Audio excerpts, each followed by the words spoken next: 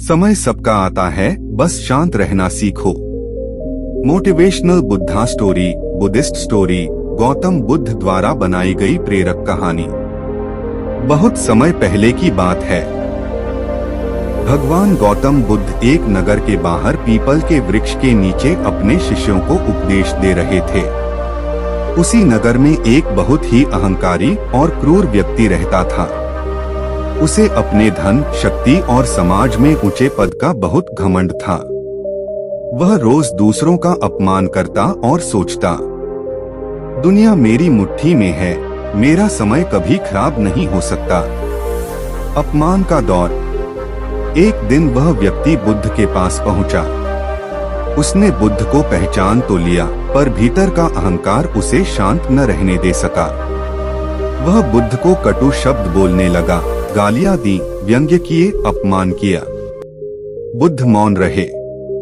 उनके चेहरे पर न क्रोध था, न पीड़ा, बस गहरी शांति। व्यक्ति और क्रोधित हो गया। उसने कहा, मैं तुम्हारा अपमान कर रहा हूँ और तुम चुप बैठे हो। क्या तुम्हें गुस्सा नहीं आता? बुद्ध का प्रश्न। बुद्ध मुस्कुराए और बोले, यदि कोई तुम्हें उपहार दे और तुम उसे स्वीकार न करो तो वह उपहार किसका रहता है? व्यक्ति ने कहा, जो देने आया है उसी का। बुद्ध शांत स्वर में बोले, ठीक उसी तरह तुम्हारा क्रोध, तुम्हारे अपशब्द, तुम्हारा अहंकार, यदि मैं स्वीकार न करूं तो वे तुम्हारे ही रहते हैं। अहंकार का टूटना। यह सुनते ही वह व्यक्ति स्तब्ध रह गया। पहली बार उसके भीतर कुछ हिला। वह समझ गया कि शांति सबसे बड़ी शक्ति है। उसकी आंखें नम हो गईं। वह बुद्ध के चरणों में गिर पड़ा और बोला, मैंने जीवन में बहुतों को हराया, लेकिन आज पहली बार मुझे किसी ने बिना युद्ध के हरा दिया। बुद्ध का अंतिम उपदेश। बुद्ध ने कहा, समय सबका आता है, अहंकार का, क्रोध का भी और पश्चाताप का भी। जो शांत रहना सीख लेता है वही समय का विजेता बनता है। कहानी से सीख। क्रोध तुरंत जीत दिला सकता है, पर शांति सदैव। अपमान सहना कमजोरी नहीं, आत्मबल है। जो प्रतिक्रिया नहीं देता वही सच्चा विजेता होता है। समय सबका आता है, बस बुरे समय में भी शांत रहना सीखो। कहानी का आगे का भाग। समय सबका आता है, गौतम बुद्ध की प्रेरक कथा, भाग 2। बुद्ध के चरणों में झुका हुआ वह व्यक्ति देर तक मौन रहा। नगर के लोग जो दूर से यह दृश्य देख रहे थे, हैरान थे। अहंकारी व्यक्ति, जिसे सब डर से देखते थे, आज स्वयं टूट चुका था। थोड़ी देर बाद उसने कहा, भगवान, मैंने जीवन में बहुत कुछ पाया, धन, शक्ति, सम्मान, लेकिन आज पहली बार महसूस हुआ कि मैंने कुछ खो भी दिया है, अपनी शांति। बुद्ध ने उसकी ओर करुणा से देखा। वे बोले, जो यह जान ले कि उसने क्या खोया है, वही उसे वापस पाने योग्य होता है। परिवर्तन की शुरुआत। उस व्यक्ति ने बुद्ध से निवेदन किया, मुझे मार्ग दिखाइए, मैं वैसा नहीं रहना चाहता जैसा अब तक था। बुद्ध ने कहा, मार्ग बाहर नहीं, भीतर है। आज से 3 बातें अपनाओ। 1. क्रोध आने पर मौन। 2. अहंकार आने पर स्मरण। 3. दुख आने पर ध्यान। वह व्यक्ति बुद्ध का शिष्य नहीं बना, लेकिन बुद्ध की सीख को जीवन का शिष्य बना लिया। नगर में नई छवि। दिन बीतने लगे। जिस व्यक्ति से लोग भय खाते थे, वही अब नम्र होकर बात करने लगा। जहां पहले उसकी आवाज से लोग कांपते थे, अब उसकी उपस्थिति से लोग सुरक्षित महसूस करते। लोग हैरान थे, यह वही व्यक्ति है या कोई और? नगर में चर्चा फैल गई। बुद्ध ने इसे बदल दिया। समय का खेल। कुछ वर्षों बाद वही व्यक्ति जो कभी घमंड में डूबा था, राजनीतिक षड्यंत्र का शिकार हो गया। उसका धन छिन गया, पद चला गया, और वही लोग जिन्होंने कभी उसकी चापलूसी की थी आज पहचानने से भी इनकार करने लगे। लेकिन इस बार वह टूटा नहीं, वह शांत रहा। उसने स्वयं से कहा, बुद्ध ने कहा था, समय सबका आता है। आज मेरा बुरा समय आया है, लेकिन मैं तैयार हूं। बुद्ध से अंतिम भेंट। एक दिन वह फिर बुद्ध के पास पहुंचा। अब उसके वस्त्र साधारण थे, आंखों में विनम्रता थी। उसने कहा, आज मेरा सब कुछ चला गया, लेकिन मैं दुखी नहीं हूं। क्या यही शांति है? बुद्ध बोले, जिस दिन खोकर भी तुम मुस्कुरा सको, समझ लेना तुमने जीवन जीत लिया। कहानी का संदेश। बुद्ध ने शिष्यों से कहा, अहंकार हमें ऊंचा दिखाता है, लेकिन गिरने पर संभाल नहीं पाता। शांति हमें झुका कर रखती है, पर गिरने नहीं देती। अंतिम सीख।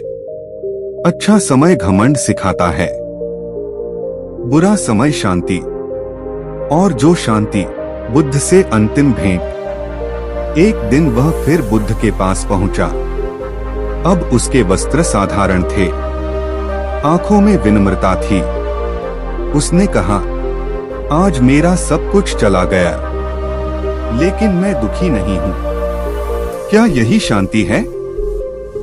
बुद्ध बोले, जिस दिन खोकर भी तुम मुस्कुरा सको, समझ लेना तुमने जीवन जीत लिया। कहानी का संदेश। बुद्ध ने शिष्यों से कहा, अहंकार हमें ऊंचा दिखाता है, लेकिन गिरने पर संभाल नहीं पाता। शांति हमें झुका कर रखती है, पर गिरने नहीं देती। अंतिम सीख। अच्छा समय घमंड सिखाता है, बुरा समय शांति। और जो शांति सीख ले, उसके लिए हर समय सही हो जाता है। समय सबका आता है, पर जो शांत रहता है, वही समय से आगे निकल जाता है। कहानी का आगे का भाग। समय सबका आता है। गौतम बुद्ध की कथा, भाग 3। समय बीतता गया। अब वह व्यक्ति नगर की व्यस्त गलियों में एक साधारण मनुष्य की तरह रहने लगा था। जहां पहले उसके नाम से लोग कांपते थे, अब उसके नाम से लोग सांत्वना पाते थे। उसके पास धन नहीं था, पद नहीं था, लेकिन उसके पास कुछ था, संयम, धैर्य और शांति। संघर्ष की अग्नि। एक वर्ष भारी अकाल पड़ा, नगर में भुखमरी फैल गई। अनेक लोग भगवान को दोष देने लगे, कई क्रोध में टूट गए। वह व्यक्ति जो कभी क्रोध का ही रूप था, अब सबसे आगे खड़ा था। वह लोगों से कहता, भूख शरीर को तोड़ती है, लेकिन क्रोध आत्मा को। वह स्वयं दिन में एक बार भोजन करता और बाकी अन्न जरूरतमंदों में बांट देता। भीतर का द्वंद्व। एक रात कमजोरी और भूख से उसका शरीर कांप उठा। पहली बार वर्षों बाद मन में एक प्रश्न उठा, क्या मैं मूर्खता कर रहा हूं? जब मेरे पास था तब सब छिन गया, अब जो है उसे भी क्यों छोड़ रहा हूं? वही प्रश्न उसे बुद्ध की ओर खींच ले गया। बुद्ध का गहन उपदेश। वह पीपल के वृक्ष के नीचे पहुंचा। बुद्ध ध्यान में थे। कुछ देर बाद उन्होंने आंखें खोली। व्यक्ति ने पूछा, भगवान, शांति निभाना कठिन होता जा रहा है, क्या शांति भी कभी थक जाती है? बुद्ध ने कहा, शांति नहीं थकती, थकता है उसे ढोने वाला अहंकार। तुम अभी भी फल की चिंता कर रहे हो, कर्म की नहीं। कर्म का रहस्य। बुद्ध ने आगे कहा, यदि तुम दया दिखाते हो और थक जाते हो, तो वह दया नहीं सौदा है। लेकिन यदि तुम्हें भूल भी न रहे कि तुमने दिया, वही सच्चा त्याग है। उस व्यक्ति की आंखों से आंसू बहने लगे। उसे समझ आ गया, वह अभी भी अपेक्षा से मुक्त नहीं हुआ था। नई परीक्षा। वर्षों बाद उसी नगर का नया शासक बना, वही व्यक्ति का पुराना शत्रु। दरबार में किसी ने कहा, यह वही है जो कभी तुम्हारे सामने सिर झुकाने वालों पर शासन करता था। शासक के सामने उसे बुलाया गया। लोग डर गए, अब बदला लिया जाएगा। दरबार में सन्नाटा था। शांति की विजय। शासक ने तीखे स्वर में पूछा, क्या तुम्हें पहचानते हो? वह शांत बोला, पहचानता हूं। आज मैं वैसा नहीं रहा और आप भी वैसे नहीं रहे। यह सुनकर शासक असमंजस में पड़ गया। वह बोला, तुम्हें दंड दूं या छोड़ दूं? वह व्यक्ति मुस्कराया, जिसे दंड देना है, पहले क्रोध को दंड दीजिए। परिणाम? दरबार में अद्भुत शांति छा गई। शासक की आंखें झुक गईं। उसने कहा, मैंने युद्ध जीते हैं, पर आज पहली बार किसी मौन ने मुझे हरा दिया। उसे सम्मानपूर्वक विदा किया गया। अंतिम बोध। बुद्ध ने बाद में शिष्यों से कहा, जिसने क्रोध को जीत लिया, वही अपने सबसे बड़े शत्रु को हरा चुका। कहानी की गहरी सीख। शांति पलायन नहीं, सबसे बड़ा साहस है। त्याग बिना अपेक्षा के ही मुक्त करता है। समय सबका आता है, लेकिन शांति वाले का समय कभी नहीं बिगड़ता। कहानी का चौथा भाग। समय सबका आता है, गौतम बुद्ध की कथा, भाग 4, अंतिम परीक्षा। दरबार की उस घटना के बाद उस व्यक्ति का जीवन और भी शांत हो गया। अब वह नगर की सीमा के पास एक छोटे से आश्रम में रहने लगा था। लोग दूर दूर से उसके पास सलाह लेने आने लगे, क्योंकि उसने दुख झेला था, शक्ति देखी थी और शांति को जिया था। लेकिन जीवन की सबसे बड़ी परीक्षा अभी बाकी थी। अतीत लौटकर आया। एक दिन उसे समाचार मिला, जिस परिवार को उसने अपने घमंड के दिनों में सबसे अधिक कष्ट दिया था, उसी परिवार का एक युवक गंभीर बीमारी से मरने की कगार पर था। लोगों ने कहा, कर्म लौट आए हैं, अब तुम्हें कुछ करने की जरूरत नहीं, जो होना है हो जाएगा। उस व्यक्ति का मन डगमगाया। अंदर का पुराना स्वर बोला, यह मेरा दायित्व नहीं, मैंने बहुत बदल लिया है। लेकिन भीतर कहीं बुद्ध की वाणी गूंजी, शांति केवल स्वयं के लिए नहीं होती, वह तो दूसरों के दुख में उतरने का नाम है। सबसे कठिन निर्णय। वह उस परिवार के पास गया, जिस घर में उसका नाम कभी भय बनकर गूंजता था।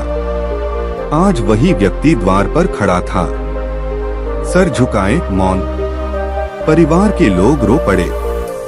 माँ ने रोते हुए कहा, तुम्हारे कारण हमने बहुत सहा, लेकिन आज हम इतने असहाय हैं कि घृणा करने की शक्ति भी नहीं बची। उसके पास आश्रम की थोड़ी सी संचित संपत्ति थी, वही उसने उपचार के लिए दे दी। स्वयं फिर से शून्य हो गया। रात का संवाद। उस रात वह बुद्ध के पास पहुंचा। पहली बार उसके भीतर भारी शून्यता थी। उसने कहा, भगवान, मैंने वह भी दे दिया जो जीवन चलाने के लिए बचा था। क्या यही शांति है, या फिर यह भी कोई भ्रम है? बुद्ध ने शांत स्वर में कहा, आज तुमने पहली बार बिना स्वयं को बचाने की चिंता किए कर्म किया है। यही मुक्ति का द्वार है, अंतिम परिवर्तन। कुछ दिनों बाद वह युवक स्वस्थ हो गया। परिवार स्वयं आश्रम में आया। उन्होंने उसके चरण स्पर्श किए। माँ बोली, तुमने हमारे बेटे को ही नहीं, हमारे हृदय को भी जीवन दे दिया। उस क्षण उस व्यक्ति ने भीतर कुछ ढहते और कुछ जन्म लेते महसूस किया। अहंकार की अंतिम परत भी टूट चुकी थी। बुद्ध का अंतिम उपदेश। बुद्ध ने सभी से कहा, ध्यान से सुनो। जिसे लोग अच्छा समय कहते हैं वह परीक्षा है, और जिसे बुरा समय कहते हैं वही गुरु है। जो बुरे समय में भी दूसरों के लिए खड़ा हो जाए वही समझ ले उसका समय आ चुका है। कहानी का अंतिम संदेश। वह व्यक्ति न संत कहलाया न राजा, लेकिन उसने जीवन की सबसे ऊंची पदवी पाई। एक शांत मनुष्य। समय सबका आता है, पर जो शांत रहना सीख लेता है उसके लिए हर समय सार्थक हो जाता है। कहानी का 5वां भाग। समय सबका आता है। गौतम बुद्ध की कथा। भाग 5। मौन की विरासत। समय अपनी चाल से आगे बढ़ता रहा। वह व्यक्ति अब किसी पहचान का मोहताज नहीं था। न उसका नाम लिया जाता, न उसके अतीत की चर्चा होती, लेकिन जहां वह बैठता वहां मन हल्का हो जाता। लोग उसे पूछते, आप इतने शांत कैसे रहते हैं? वह मुस्कुराकर कहता, क्योंकि मैंने समय से लड़ना छोड़ दिया है। नया शोर। एक दिन नगर में अफवाह फैल गई। कुछ लोग बुद्ध के उपदेशों को गलत अर्थों में फैलाकर भय और द्वेष पैदा कर रहे थे। वे कहते, शांति कमजोरी है, मौन कायरों का हथियार है। लोग भ्रमित होने लगे। कुछ युवकों में क्रोध भड़क उठा। वे हिंसा पर उतरने को तैयार थे। लोग उस व्यक्ति के पास आए, आप कुछ कहिए, नहीं तो सब नष्ट हो जाएगा। वह गहरी चुप्पी में बैठा रहा। लोग बेचैन हो गए। अब भी मौन। मौन का उत्तर। अगले दिन वह नगर के चौराहे पर गया। न भाषण दिया, न आरोप लगाए। वह बस वहीं बैठ गया, स्थिर, शांत, निर्भय। धीरे धीरे लोग जमा होने लगे, क्रोधित भी, जिज्ञासु भी। एक युवक चिल्लाया, क्या यही तुम्हारा उत्तर है?